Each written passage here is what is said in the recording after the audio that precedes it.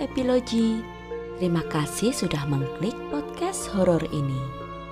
Kali ini aku akan membawakan kisah horor fiksi yang diangkat dari novel karyaku yang berjudul Sedayu Bahu Lawean. Saat ketiga orang lelaki yang dinikahinya tewas beruntun dalam kondisi yang mengenaskan, orang-orang mulai menyematkan sebutan perempuan bahu lawean pada diri Sedayu.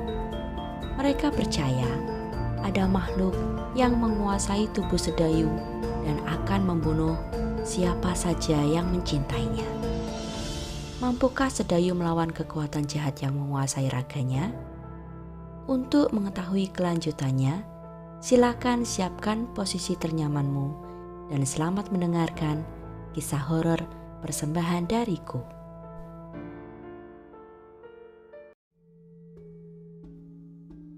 Warto menemui Sedayu setiap seminggu sekali selama 1 atau 2 hari. Kepergiannya yang teratur membuat Galuh menaruh curiga. Selama ini sang ayah jarang sekali bepergian, apalagi sampai harus menginap. Sedayu merasa sang ayah menyembunyikan sesuatu dan ia pun sangat yakin hal itu ada hubungannya dengan Sedayu. Mau pergi lagi, Pak? Tanya Galuh di ambang pintu kamar Warto. Gadis itu menyandarkan bahu kirinya pada kusen pintu dengan posisi tangan bersidekap di depan dada. Tatapan matanya menyelidik. Warto yang sedang mengancingkan kemejanya tampak terkejut. Ia tersenyum menatap sang putri dari pantulan cermin di hadapannya.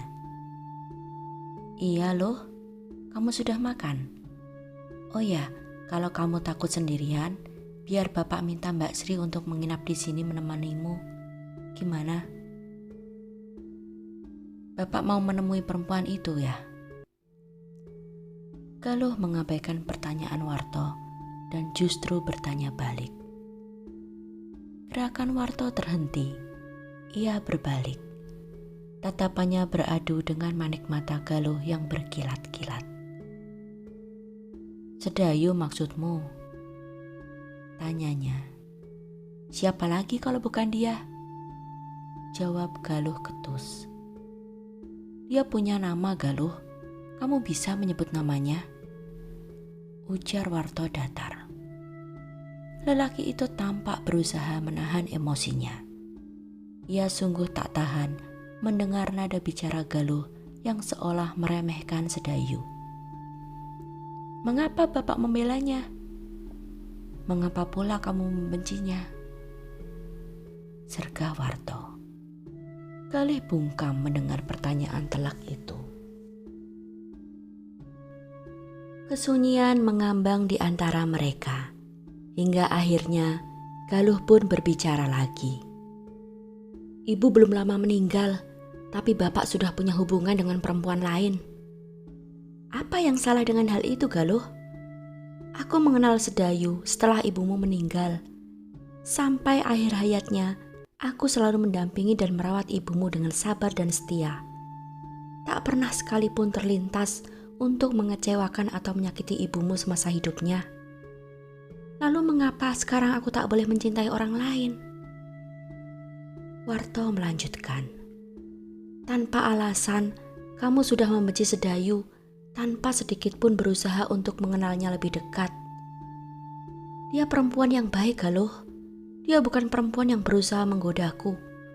Bahkan selama ini akulah yang berjuang keras untuk meluluhkan hatinya. Lalu apakah usaha Bapak berhasil? Tanya Galuh dengan memicingkan matanya. Tentu saja, jawab Warto tanpa ekspresi. Sejauh mana hubungan Bapak dengan perempuan itu? Kemarin aku ke toko. Mbak Siwi bilang Bapak sedang pergi menagih hutang uang material ke rumah pelanggan. Lalu aku melihat para buruh Bapak sedang sibuk menaikkan material ke atas truk. Tanpa sengaja, aku mendengar mereka berbicara tentang pengiriman material untuk merenovasi rumah itu di Girilaya. Galuh masih saja enggan menyebut nama Sedayu. Warto mendadak bungkam. Rupanya perempuan itu mulai menguras isi toko bapak. Galuh tersenyum sinis. Lalu selanjutnya, apalagi yang akan dia minta dari bapak? Apakah itu namanya perempuan yang baik? Baru beberapa hari bapak mengenalnya, dia sudah minta bapak untuk merenovasi rumahnya. Cukup Galuh, herdik Warto. Galuh membelalak terkejut. Belum pernah ia mendengar sang ayah membentaknya seperti itu. Ia ketakutan, sekaligus kecewa. Matanya mulai berkaca-kaca. Bibirnya bergetar, menahan tangis yang nyaris meledak. Warto pun tak kalah terkejutnya melihat reaksi Galuh. Ia menjadi kikuk.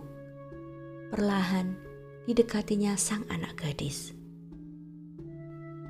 Maafkan bapak loh, bapak tidak bermaksud membentakmu, ucap Warto terbata. Ia merasa sangat bersalah. Mata Galuh yang mewarisi mata ibunya kini menatap Warto penuh kebencian. Warto mendekat untuk memeluk Galuh. Tubuh gadis itu terguncang.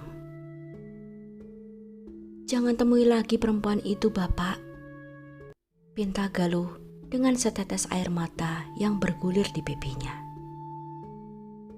Warto menatap Galuh penuh penyesalan.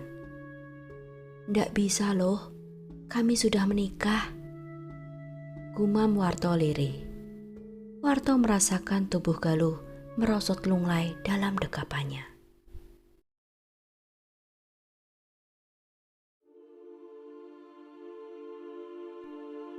Ayo istirahat dulu, teriak seorang lelaki. Siswa dan teman-temannya menoleh ke arah suara teriakan itu. Mereka tersenyum sumringah saat melihat kedatangan Pak Rohmat, mandor mereka, dan dua orang perempuan yang membawa 2 buah bakul nasi dan sebuah keranjang anyaman bambu. Siswa dan teman-temannya segera menghentikan kegiatan menebang mereka dan meletakkan peralatan masing-masing seperti gergaji, kapak, golok, dan cangkul. Mereka duduk di rerumputan sembari menunggu dilayani oleh 2 orang perempuan itu. Makan yang banyak, biar tenaga kalian kuat. Kumpulin uang yang banyak untuk biaya kawin lagi. Pak Rohmat terkekeh, disusul oleh tawa dan canda ke-10 para penebang kayu di hadapannya. Hanya siswa yang tak ikut tertawa. Pikirannya jauh melayang ke Girilaya, ke seorang perempuan bernama Farida, perempuan yang kini sedang mengandung anaknya. Pak Rohmat mengerutkan kening melihat siswa yang tampak murung. Tak seperti teman-temannya yang lain yang makan sambil bersenda gurau. Siswa cepat-cepat menyelesaikan makannya, meneguk segelas air putih, lalu menyalakan rokoknya. Pemuda itu berjalan menjauh dari kelompok itu dan memilih duduk di atas sebuah batu besar sambil menatap ke arah lembah di bawah hutan. Indah sekali ya pemandangannya dari sini. Tuh, lihat. Di sana ada aliran sungai. Aku malah jadi pengen mancing. Ucapan Pak Rohmat di belakang punggungnya membuat lamunan siswa pun buyar berantakan. Iya Pak, jawabnya asal. Pak Rohmat berdiri sambil berkacak pinggang di sebelah siswa. Pandangannya masih tertuju ke arah lembah. Kamu kenapa, Wo? Kok kelihatan murung? Tidak seperti teman-temanmu yang lain. Kangen rumah ya? Kan baru 3 hari kamu bekerja di sini. Masa sudah kangen rumah sih? Pak Rohmat tertawa. Ia lalu menyalakan sebatang rokok miliknya sendiri dan ikut duduk di sebelah siswa. Enggak kok Pak, hanya ada suatu hal yang sedang kupikirkan. Siswa berdalih. Apa itu? Seorang perempuan pasti. Siswa tersipu mendengar tebakan Pak Rohmat. Kamu belum kawin kan, Woh? Jangan khawatir, sepulang dari sini kamu bakalan kaya, lalu kamu bisa pulang dan melamar perempuan itu. Pak Rohmat menepuk-nepuk bahu siswa sambil terus tertawa. Kira-kira berapa lama pekerjaan ini bakal selesai, Pak? Tanya siswa. Ya lama, Woh. Tapi kalau kamu kebelet mau kawin, ya ndak apa-apa pulang dulu. Nanti balik lagi ke sini, kerja lagi buat istrimu. Toh perjalanan pulang cuma sehari semalam kan? Juragan kita pasti kaya sekali ya, Pak. Dia sampai mempekerjakan banyak sekali tukang tebang untuk jangka waktu yang lama. Iya, kamu tahu kan siapa juragan kita? Waktu Darmo menawarimu pekerjaan ini, dia pastikan cerita siapa juragan kita. Nggak tahu, Pak. Kang Darmo cuma bilang bahwa aku dan keempat temanku akan bekerja di sini. Oh, juragan kita orang Girilaya. Oh iya, bukankah kamu juga orang Girilaya? Siswa sontak menghadap kepada Pak Rohmat. Di kepalanya muncul sebuah nama. Namun lekas-lekas ditepisnya dugaan itu. Iya, Pak, kami dari Girilaya. Siapa juragan kita? Pasti aku akan kenal kalau memang beliau orang Girilaya. Pak Rohmat menghisap rokoknya sekali lagi sebelum mengilas puntungnya dengan alas sandal kulitnya. Ki Sutopo namanya, orang paling kaya di Girilaya yang bininya di mana-mana. Mendengar nama itu, siswa mendadak keluh. Ia yang semula sudah agak ceria karena bisa mengobrol dengan Pak Rohmat, kini kembali murung. Wajah Farida yang sedang mengusap perutnya melintas lagi di mata siswa. Kamu kenal beliau kan? Tanya Pak Rohmat. Iya, Pak, dulu aku juga pernah bekerja kepadanya di kampung kami. Pak Rohmat mengangguk-anggukkan kepala. Ayo cepat habiskan rokokmu dan kembali bekerja, Woh. Aku akan mengantari Wati dan Yusri pulang dulu. Siswa masih tak beranjak dari batu itu untuk beberapa saat setelah kepergian Pak Rohmat, hingga teman-temannya meneriakinya.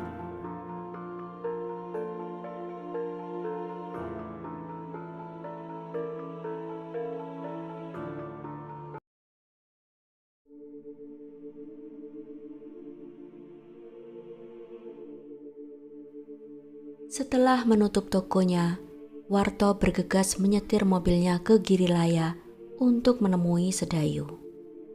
Ia sengaja langsung berangkat dari toko tanpa mampir dulu ke rumah karena tak ingin bertemu dan berdebat lagi dengan Galuh. Warto benar-benar kelelahan menghadapi tingkah anak gadisnya yang jelas-jelas menentang pernikahannya dengan Sedayu. Warto hanya ingin menenangkan diri untuk sementara waktu dan memberi kesempatan bagi Galuh untuk memikirkan keputusan sang ayah. Dengan mengebut sepanjang perjalanan, sampailah Warto di rumah itu pada pukul 3 dini hari. Untunglah Sedayu yang mudah sekali terbangun langsung saja mendengar deru mobil Warto dan segera membukakan pintu untuk sang suami. Setelah makan dan mandi, Warto pun tidur dan bangun hingga menjelang tengah hari. Aromanya sedap sekali yuk, gumam Warto sewaktu memasuki dapur. Lelaki itu langsung memeluk pinggang sang istri dari belakang dan mengecup tengkuknya. Iya, Kang, mau makan sekarang? Tanya Sedayu. Iya, aku kelaparan. Sudah setahun aku tak makan. Sedayu tertawa kecil mendengar gurauan itu. Ia segera mematikan kompor minyaknya dan mulai menyiapkan makan siang untuk mereka berdua. Sambil makan, mereka mengobrol tentang segala hal, termasuk membahas tentang Galuh. Sampai sekarang ia belum juga bisa menerima kehadiranku, Kang. Aku ndak habis pikir apa yang menyebabkannya begitu membenciku. Sedayu mengunyah makanannya lambat-lambat. Matanya menerawang. Kenangan akan sikap sinis Galuh seakan terpampang jelas di depan matanya. Ia hanya cemburu karena sekarang ada perempuan lain yang aku perhatikan selain dia. Aku yakin suatu saat nanti pasti dia juga akan menerimamu setelah mengenal kepribadianmu lebih jauh, Yu. Semua ini butuh proses, ujar Warto. Ucapan suaminya sedikit menenangkan hati Sedayu.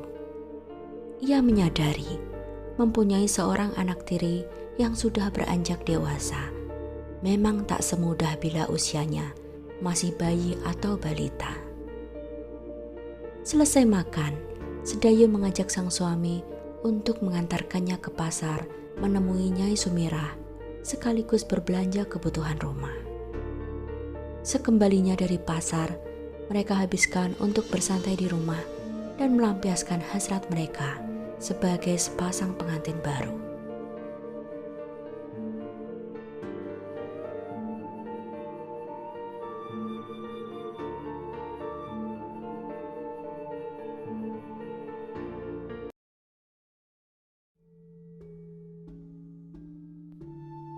Hari sudah hampir pagi saat siswa tiba di rumah kedua orang tuanya.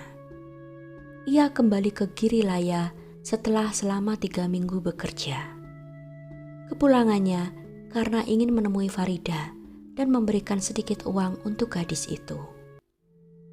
Siswa berencana menyelinap ke rumah orang tua Farida nanti siang, seperti biasa saat Pak Slamet sedang bekerja di sawahnya. "Kamu mau tidur lagi, Wo? Sarapan dulu sana sebelum tidur," ujar sang ibu setelah siswa menaruh tas dan mengganti pakaiannya. "Ndak, Mbok, sudah ndak ngantuk lagi. Sudah cukup tidur di sepanjang perjalanan."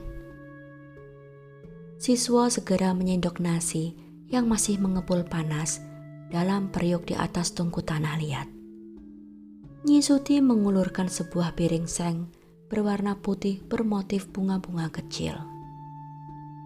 Di atas piring itu tergeletak beberapa ekor ikan kecil dan tahu goreng. "Sambalnya di meja," ujar Nyi Suti sembari menyuruhkan beberapa potongan kayu ke dalam tungku tanah liat. Api seketika berkobar-kobar menjilati sisi panci di atasnya yang menghitam karena jelaga. Siswa duduk di atas sebuah dipan bambu yang berkeriut saat ia menghempaskan diri. Dengan lahap, ia menyantap hidangan sederhana itu. "Simbok ndak makan?" tanyanya dengan mulut penuh. "Nanti saja, masih terlalu pagi. Tadi sudah ngopi. Kamu mau ngopi?"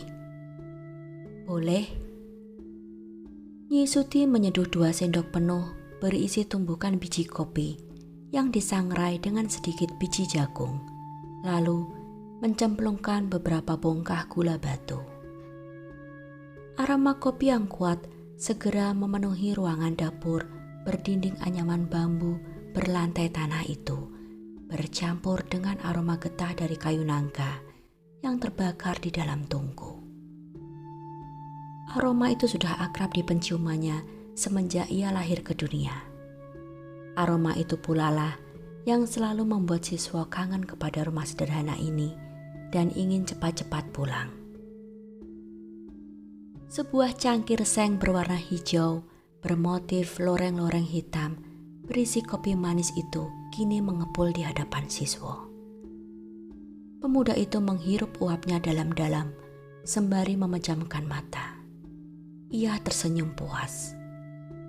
Siswa teringat masa kecilnya saat sang ayah masih hidup. Siswa kecil akan duduk di pangkuan ayahnya yang bersila di dipan yang berada di dapur, sembari meniupi kopi panas yang dituangkan ke atas sebuah piring kecil. Lalu dengan hati-hati, ayah siswa akan memegangi piring itu di tepi bibir siswa dan membiarkan bocah itu meneguk isinya hingga tandas. Sudah ya Le, segini saja, jangan banyak-banyak, ujar sang ayah kala itu. Siswa kecil pun akan mengangguk puas dan segera berlari keluar rumah untuk bermain dengan teman-temannya. Kebiasaan itu selalu dilakukan setiap pagi dan malam. Suatu hal yang menjadi ritual khusus dan istimewa bagi siswa dan ayahnya. Ritual itu terhenti saat sang ayah meninggal dunia karena terkena malaria 10 tahun yang lalu. Siswa menggenggam gelas seng itu sembari terus melamunkan sang ayah. Ia merindukan lelaki itu. Kamu kok diam, Le? Ada apa? Ceritalah tentang pekerjaanmu di sana. Tegur Nyi Suti sembari mencuci piring bekas makan siswa di sebuah mangkok tanah liat berukuran besar. Tidak ada apa-apa, Mbok. Aku hanya teringat sama Bapak. Kalau beliau masih hidup, pasti sudah aku ajak rembukan. Ujar siswa lirih. Rembukan apa? Kok sepertinya serius sekali? Nyi Suti menyekat tangannya yang basah ke atas kain jariknya yang tampak lusuh dan kotor, lalu duduk di sebelah siswa. Aku akan melamar Farida, anak gadis Pak Slamet, Mbok. Oh, syukurlah kalau begitu. Iya, Le, toh kamu sudah dewasa, sudah waktunya berumah tangga. Nyi Suti tampak berbinar-binar saat mengatakan hal itu. Ia menepuk-nepuk punggung anak lelakinya. Siswa hendak mengatakan sesuatu saat tiba-tiba terdengar suara teriakan dari depan rumah. Nyi Suti! Nyi! Ada apa, Nyi Tum? Aku di dapur sama siswa. Masuk saja. Nyi Suti balas berteriak. Terdengar langkah kaki berlari kecil dari pintu depan. Nyi, ayo kita layat, ujar seorang perempuan paruh baya bertubuh kurus dengan rambutnya yang disanggul awut-awutan. Napas perempuan itu tak beraturan, seperti habis berlari ke sana kemari. Hah? Layat siapa, Nyi? Siapa yang meninggal? Itu loh, suami ketiganya Sedayu. Anaknya Sumirah yang jualan sayur di pasar. Meninggal subuh tadi. Ayo buruan kita melayat. Aku penasaran, pengen lihat keadaan mayatnya. Jawab Nyi Tum menggebu-gebu. Hah?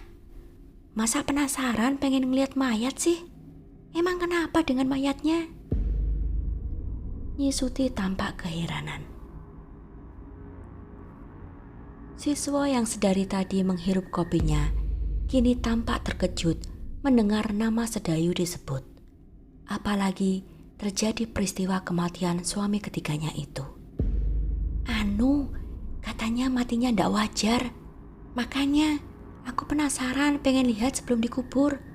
Ayo buruan kita ke sana. Cepat bungkus gula dan berasmu. Nyi Suti masih terbengong meski Nyi Tum sudah bergerak ke sana kemari di dapur rumah itu untuk mencari wadah sebagai tempat beras dan gula yang akan dibawa melayat.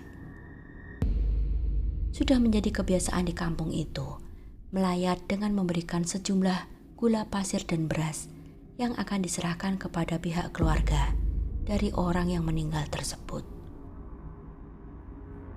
Ndak wajar gimana maksudnya, Nyi? Tanya siswa. Katanya tubuhnya pucat, seperti kehabisan darah, Le. Padahal tidak ada luka apapun di tubuhnya loh. Ayo sana ganti pakaian, Nyi. Biar aku siapkan bawaanmu. Perintah Nyi Tum pada Nyi Suti.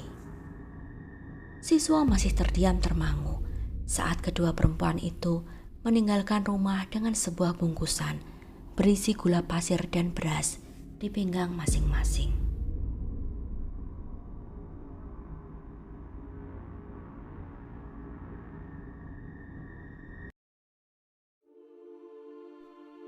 Demikianlah akhir part ke-12 dari kisah horor fiksi yang berjudul Sedayu Bahu Lawean.